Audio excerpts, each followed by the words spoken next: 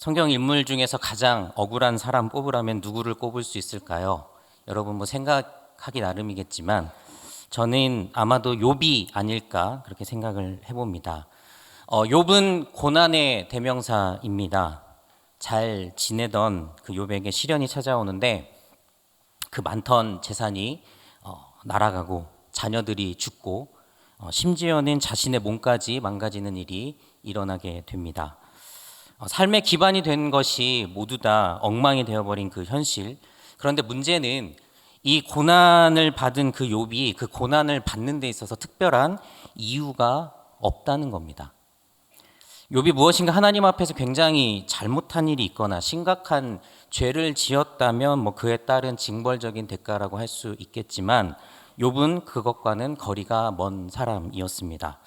욥기 1장 1절 말씀에 보면은 욥에 대해서 이렇게 기록하고 있습니다. 우스 땅에 욥이라고 불리는 사람이 있었는데 그 사람은 온전하고 정직하여 하나님을 경외하며 악에서 떠난 자더라.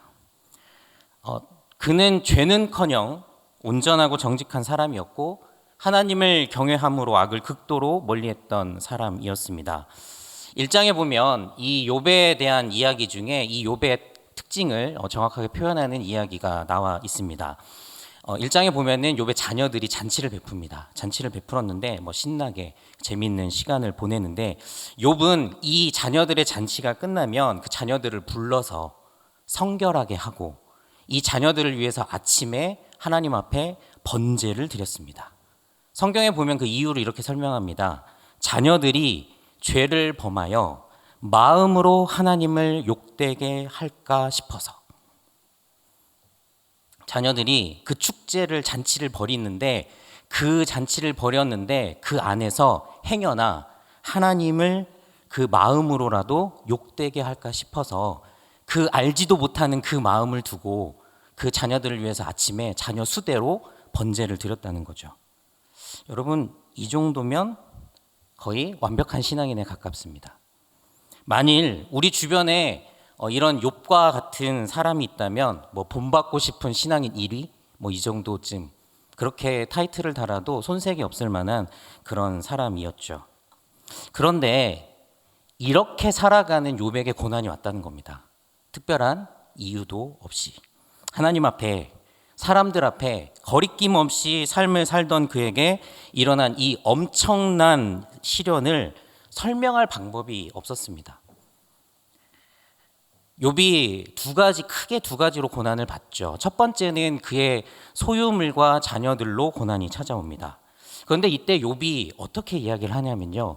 그 유명한 말씀, 주신 분도 여호와시오, 거두시는 분도 여호와시오니 알몸으로 온 사람이 알몸으로 가는 것은 당연하다. 정말 말도 안 되는 고백이죠. 소유물을 다 뺏겼습니다. 자녀들이 다 죽임을 당했어요. 그런데 그 욥이 한다는 고백이 주신 분도 여호와시오, 거두신 분도 여호와시오, 알몸으로 왔으니까 알몸으로 갑니다.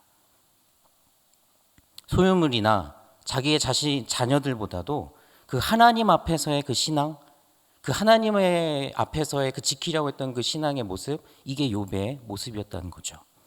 두 번째 시련이 옵니다. 이번에는 자신의 몸의 고난이 찾아옵니다. 온몸에 종기가 나서 질그릇 조각을 가지고 온몸을 팍팍 긁어야 하는 그런 상황 앞에 욥의 아내가 이번에는 욥 보고 하나님을 욕하고 확 뒤져라 막 이럽니다. 그런데 그 욥의 아내에게 욥이 그 아내를 오히려 책망하면서 했던 이야기, 하나님께 복을 받았으면 하나님께 화를 받는 것도 당연하다라는 참 짜증나는 놀라운 고백을 합니다.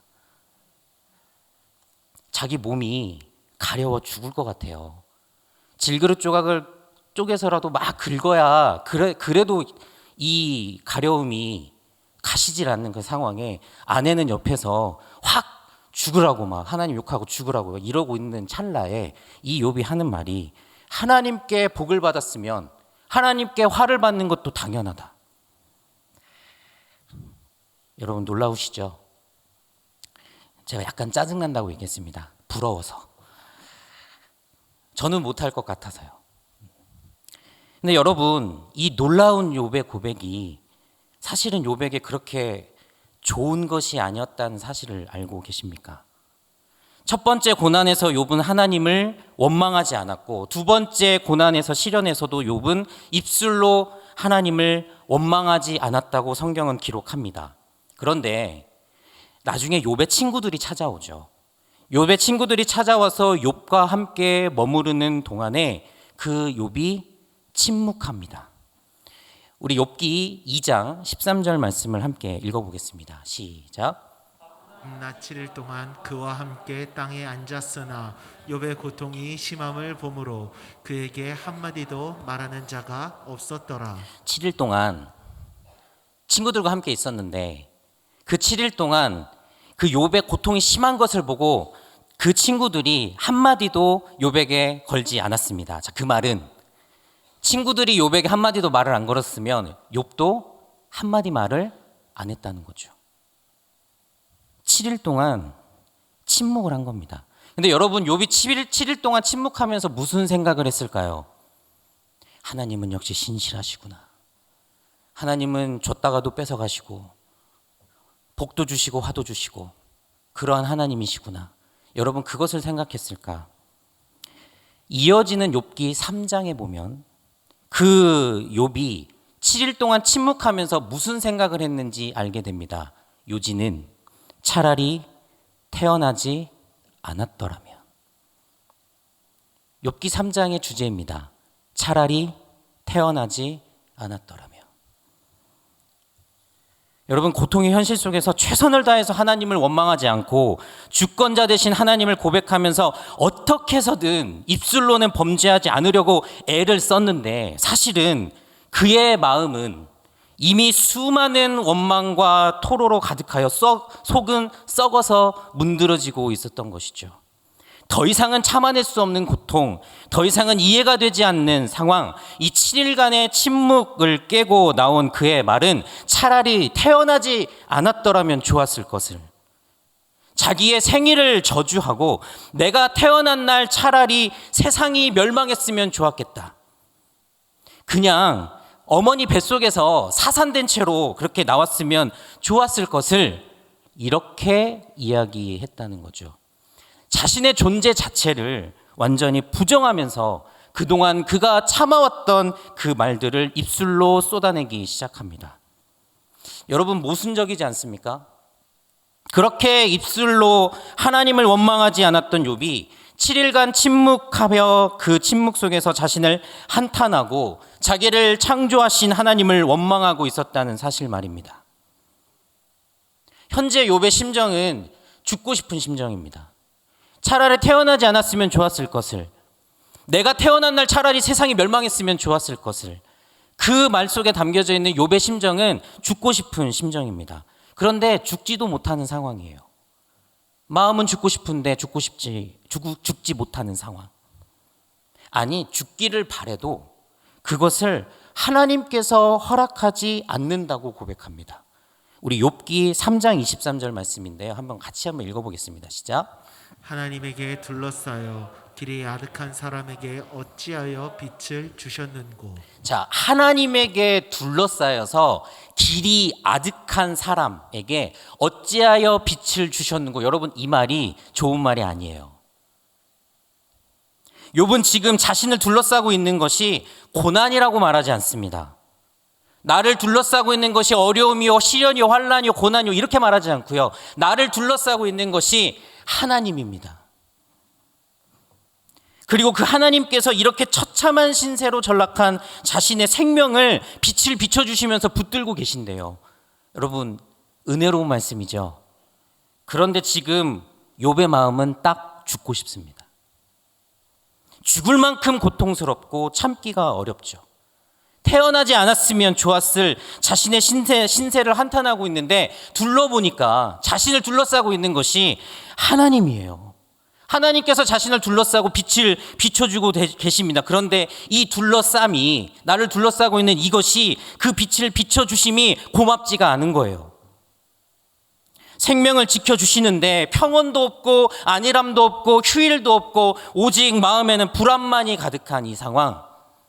7일간 침묵을 깨고 나온 욥의 말들은 그의 마음속에 가득했던, 어떻게 보면 정말 이 욥이 하고 싶었던 말들, 그 날 것 그대로를 보여주고 있는 것입니다. 여러분, 그럼 이쯤에서 질문 한번 던져봐야 됩니다. 그렇다면 고통을 당하기 전에 욥이 보여줬던 그 멋지고 훌륭하고 때로는 재수없고 때로는 짜증났던 바로 그 훌륭했던 신앙의 모습은 도대체 정체가 무엇이었을까? 한번 지켰으면 끝까지 지키는 게 맞을 것 같은데 왜 7일간 침묵하고 나서 욥이 내던지는 이 3장의 말은 하나님이 나를 둘러싸고 있고 하나님께서 그 나에게 이 생명을 거두어 가시지도 않고 고통 가운데서 이 어찌할 바를 모르고 있는 나에게 빛을 비춰주시고 계시는 이 현실을 개탄하면서 하나도 고마워하지 않으면서 그렇게 말하고 있는 이 욥의 모습과 배치되고 있는 이 상황, 그렇다면 그의 그 훌륭한 신앙의 모습의 정체는 무엇이었을까? 여러분, 욥기 1장 5절 끝에 보면은 이러한 표현이 있습니다. 욥의 행위가 항상 이러하였더라. 이 1장의 5절까지에 있었던 이야기가 뭐였냐면 아까 자녀들을 위해서 그 아버지가 축제 벌였던 아이들 성결케 하고 아침에 번제 드려주고 했던 그 이야기예요. 그 이야기의 끝에 욥의 행위가 항상 이러하였더라 라고 기록되어 있습니다. 여러분, 이 표현은 두 가지 의미가 있어요. 하나는 여러분들도 다 예상하다시피 욥은 그의 모습이 늘 이렇게 한결같다라는 겁니다. 이 신앙의 모습, 이 아름다운 모습, 이 욥의 모습은 언제나 이렇게 한결같은 모습이야 라고 하는 것이 첫 번째 의미이죠. 그런데 여러분, 이것을 한번 이렇게 읽어보면 어떨까요?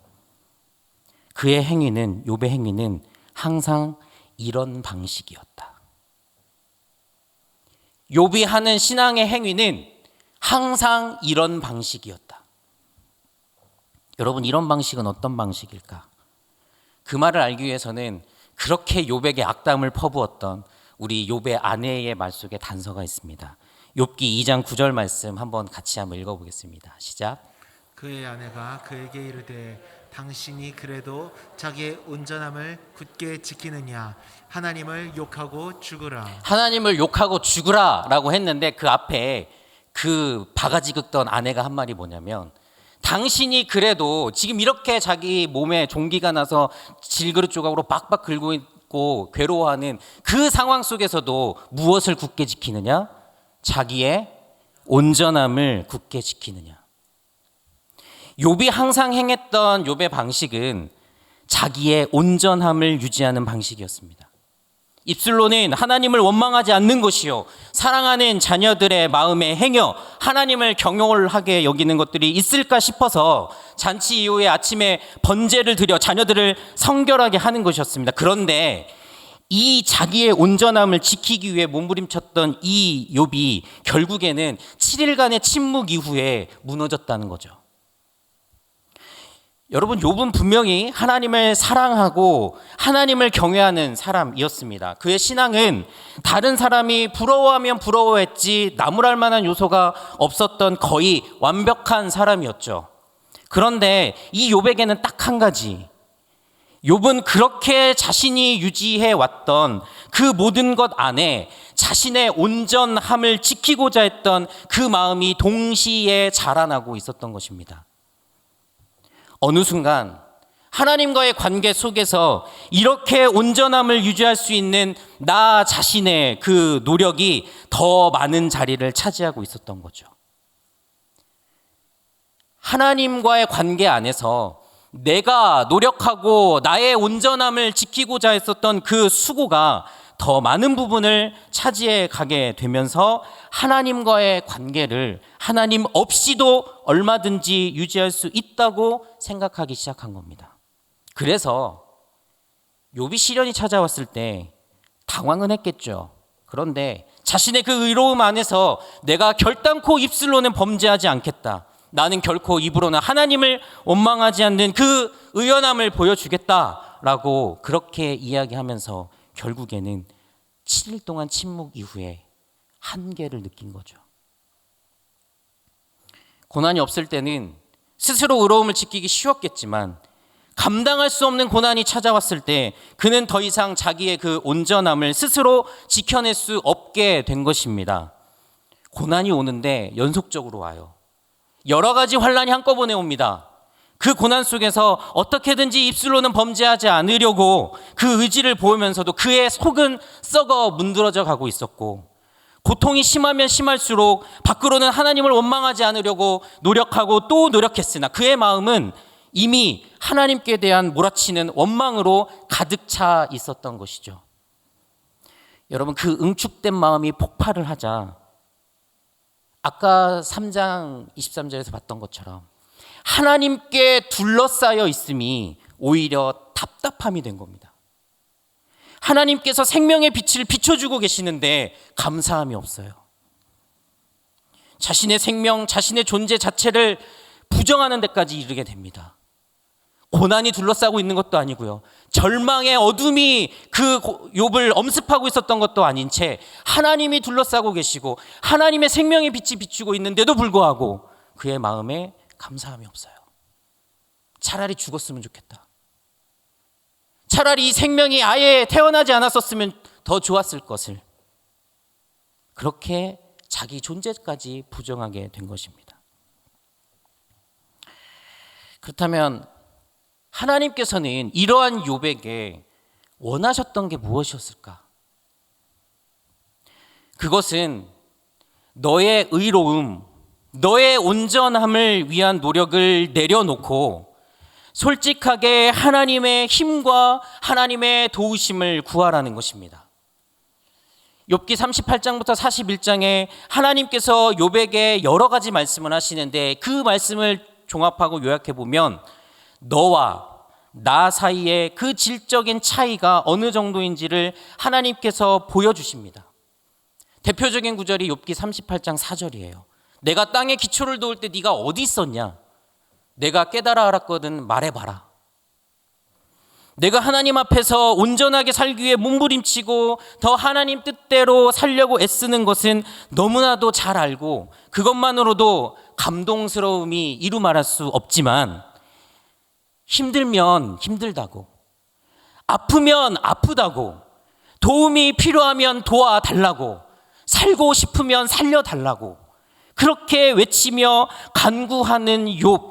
나는 그러한 욥을 기대하는데 너는 왜 자신의 의로움 안에서 어떻게든지 하나님을 원망하지 않으려고 그것을 붙들고 끊임없이 그렇게 이야기하고 고백하고 그러다가 속이 썩어 문드러지고 7일간 침묵을 유지한 이후에 나온다는 말이 차라리 죽었으면 좋겠습니다. 죽여주십시오. 안 태어났으면 좋았을 것을.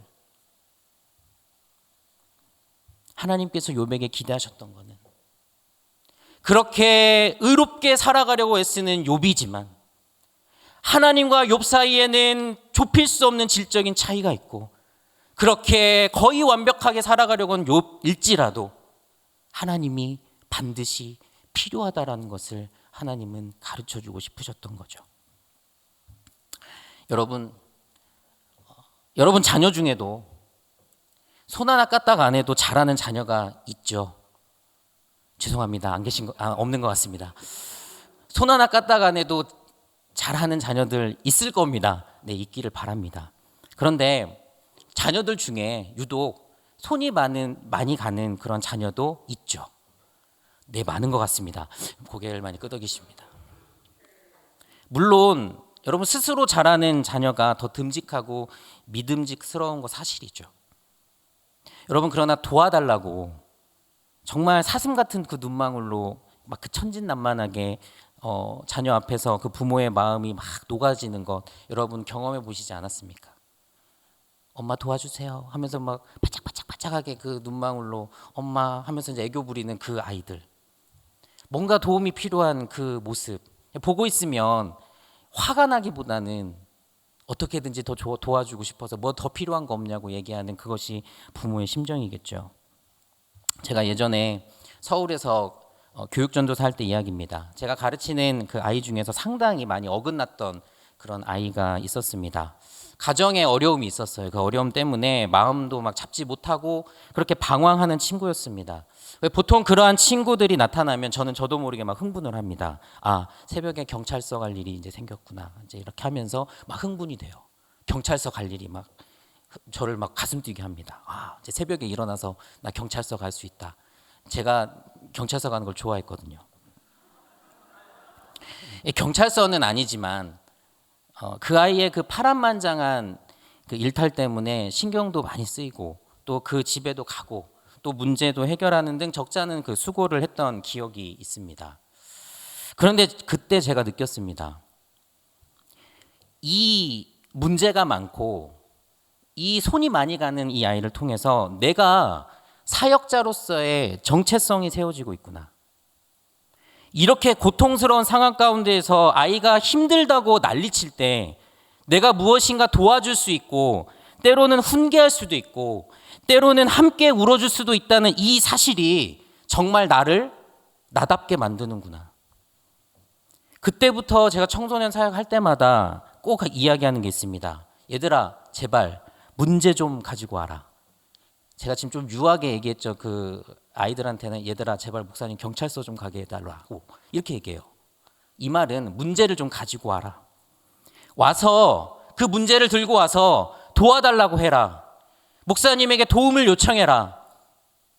그래야 이 목사님도 목사다워질 수 있는 거 아니겠냐. 너희들이 문제를 들고 와서 문제를 해결해달라고 도와달라고 얘기를 해야 나도 목사라고 머리에다 물 끼얹고 이렇게 안수받고 목사로서 살아가는데 나도 목사다워질 수 있는 거 아니겠느냐. 여러분, 부모가 자녀 앞에서 부모다울 수 있는 거는 부모가 자녀에게 필요한 존재가 될 때입니다.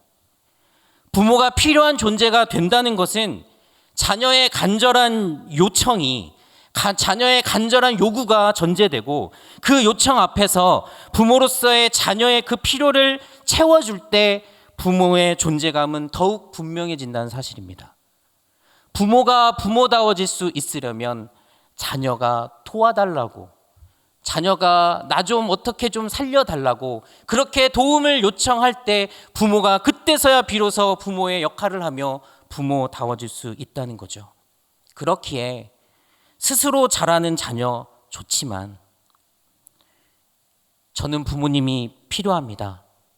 부모님이 없으면 이 상황을 해결하기 어렵습니다 라고 말하는 자녀에게 한 번 더 눈이 가는 것이 사실이죠.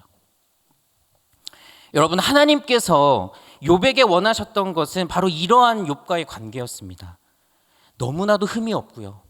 너무나도 틈이 없는 이 욥이 행여 하나님과 멀어질까 봐 자신이 알아서 자기의 온전함을 통하여서 알아서 다 고백하고 알아서 다 해결하고 알아서 다 그렇게 자기 스스로 다 정립해가지고 알아서 다 해결하는 그 마음에 그 틈에 하나님이 들어갈 공간이 없을까 봐 욥이 이렇게 가다가는 나 없이도 자기 혼자서 알아서 그렇게 하나님과의 관계를 스스로 그렇게 설정할까 봐 하나님을 경외하는 마음으로 조심스럽게 마음도 다스리고 번제도 드리지만 그의 마음 깊은 곳에서 싹트고 있는 그 원망과 불평의 그 씨앗을 계속적으로 들여다보고 계셨던 그 하나님은 욥이 그것을 꺼내어서 이야기하고 힘들 때 도와달라고 부르짖고 매달리는 그 욥을 기대했던 것이죠.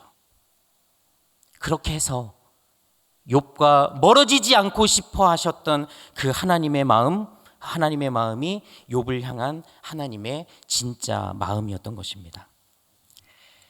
사랑하는 여러분, 하나님은 여러분과 이러한 관계를 맺고 싶어 하십니다.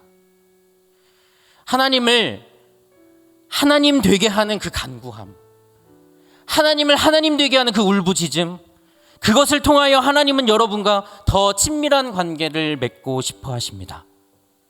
겉으로는 아닌 척하지만 남모르게 고통 가운데 살아가고 계신 성도님들 많이 계신 줄 압니다. 어딘가에 내어놓고 기도하고 싶고 그렇게 기도하고 싶어도 그것이 행여 하나님께 죄가 될까 봐 마음 깊은 곳에 응어리진 것을 꼭꼭 숨겨둔 채 터뜨리지 못하고 눌러놓고 계신 분들 계시지 않습니까? 내 체면도 생각해야 하고 그동안 쌓아왔던 신앙의 모습을 놓치고 싶지 않아서 내가 유지해왔던 게 어느 정도인데 얼만데 그것을 놓치고 싶지 않아서 그 여러분의 온전함, 그 여러분의 그 의로움을 지켜가느라 너무나도 지쳐있는 분들 계시지는 않는지요. 하나님은 여러분의 솔직한 마음을 기다리고 계십니다. 오늘 함께 읽은 본문 욥의 마지막 고백입니다. 여러분, 욥이 깨달은 한 가지가 무엇인지 우리가 분명하게 짚어보면 좋을 것 같습니다. 이 안에 있는 말의 요지는 그렇게 온전함을 유지하려 했던 욥도 결국에는 하나님이 필요합니다라고 고백하고 있는 겁니다. 무엇인가 깨달은 것이 많아서 막 이야기는 했습니다. 근데 결국 그것은 하나님의 경륜보다 미치지 못하였고 감당하지도 못할 것, 책임지지도 못할 것, 그 놀라운 하나님의 세계를 마치 아는 것처럼 내가 그것을 스스로 해결할 수 있는 것처럼 말하고 행동했던 것, 그것을 회개하고 있는 고백인 것이죠. 여러분, 욥은 자신의 온전함을 유지했던 것이 오히려 하나님을 필요로 하지 않는 행동, 곧 욥, 당신은 항상 이러한 방식으로 행동한다라고 말씀드렸던 바로 그 의미가 될 수 있다는 것. 당신은 항상 그렇게 자신의 온전함을 유지하기 위한 바로 그 방식대로 당신은 항상 행동했고 행함을 실천했다라고 하는 바로 그 말. 그것이 자신에게 있어서는 오히려 독이 될 수도 있다라고 하는 것을 깨달은 것입니다. 그래서 이제는 전적으로 하나님이 필요하다고 말하는 그 겸손함을 그의 삶의 고백으로, 그의 신앙적인 태도로 정립하기로 다짐한 거죠. 그것이 바로 오늘 욥기 42장 5절과 6절의 말씀입니다. 우리 42장 5절과 6절 말씀을 다시 한번 읽어보겠습니다. 시작. 내가 주께 대하여 귀로 듣기만 하였사오나 이제는 눈으로 주를 배옵나이다. 그러므로 내가 스스로 거두어드리고 티끌과 제 가운데서 회개하나이다. 아멘. 욥이 가졌던 귀로 듣기만 하는 신앙은 바로 그것입니다. 자신의 온전함을 유지하기 위한 그 노력했던 신앙. 하지만 고난 앞에서, 감당하기 힘든 시련 앞에서 그 신앙은 하나님을 전적으로 의지하고 하나님을 필요로 하는 그 가난하고 겸손한 마음으로 가기 어렵다라고 하는 것을 깨달은 것이죠. 그것이 귀로만 듣는 신앙의 맹점이었습니다. 하지만 진정한 하나님을 알게 된 욥은 이제 이렇게 고백합니다. 이제는 눈으로 하나님을 뵙습니다. 그것은 나를 겸손케 하는 하나님이요, 나에게 필요하신 하나님이었습니다. 나 스스로 해결할 수 없는 문제 앞에서 철저하게 주님을 의지하고 주님께 간구하며 주님이 필요합니다, 주님께 모든 것을 맡깁니다 고백하는 그 신앙이 곧 눈으로 하나님을 뵙는 신앙인 것입니다. 여러분, 욥은 6절에 스스로 거두어들인다라는 표현을 사용합니다. 원어적으로 보면은 자기 자신을 뉘우친다라고 하는 표현입니다. 여러분, 욥은 무엇을 뉘우치고 무엇을 거두어 드렸을까요? 제가 이 말씀을 보면서 느낀 것은 그동안 자신이 하나님 앞에서 보였던 그 자신의 온전함을 위한 그 모든 노력, 나의 온전함을 보이기 위한, 나의 온전함을 유지하기 위한 그 모든 노력을 거두어 드린 것이 아닌가 싶습니다. 그리고 욥은 거두어 드린 것만이 아니라 내어놓기도 했습니다. 욥이 내어놓은 것은 바로 이겁니다. 자신의 모든 마음, 그동안 내뱉고 싶었지만 내뱉지 못했던 그 자신의 그 가슴 깊이 응어리졌던 바로 그것들, 그 모든 생각들, 그것들이 욥 안에서부터 불춘되어 나와서 나는 하나님이 필요합니다. 하나님 나를 도와주십시오. 지금 나의 의로움을 유지할 수가 없습니다. 하나님의 의로움이 필요합니다. 하나님 나를 살려주십시오. 나를 도와주십시오. 하나님 나의 의로움을 주장했던 나의 삶을 회개합니다. 주님 오셔서 나를 도와주십시오. 그렇게 다 쏟아놓고 다 이야기했을 때 여러분, 그때 하나님은 진정 우리의 하나님이 되시고, 하나님은 하나님다워지시고, 우리는 하나님이 필요합니다 이야기할 때 하나님과 온전한 관계를 회복할 수 있는 줄 믿습니다. 사랑하는 여러분, 여러분 스스로 거두어드릴 여러분의 온전함과 의로움이 있습니까? 힘들고 어려워도 꿋꿋하게 버티는 것을 미덕으로 여기며 살아온 삶 속에서 하나님은 지금 여러분들의 간절한 그 부르짖음을 기다리고 계셨음을 기억하시기 바랍니다. 하나님 앞에 내려놓으십시오.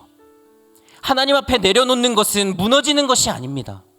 하나님 앞에 내려놓는 것은 다시금 우리들의 삶을 세우는 길이요, 그 막혀 있었던 하나님과의 관계를 다시금 회복하는 길임을 믿습니다. 하나님과 더욱더 친밀한 관계로 나아가십시오. 하나님께서 그러한 여러분들을 기다리고 계십니다.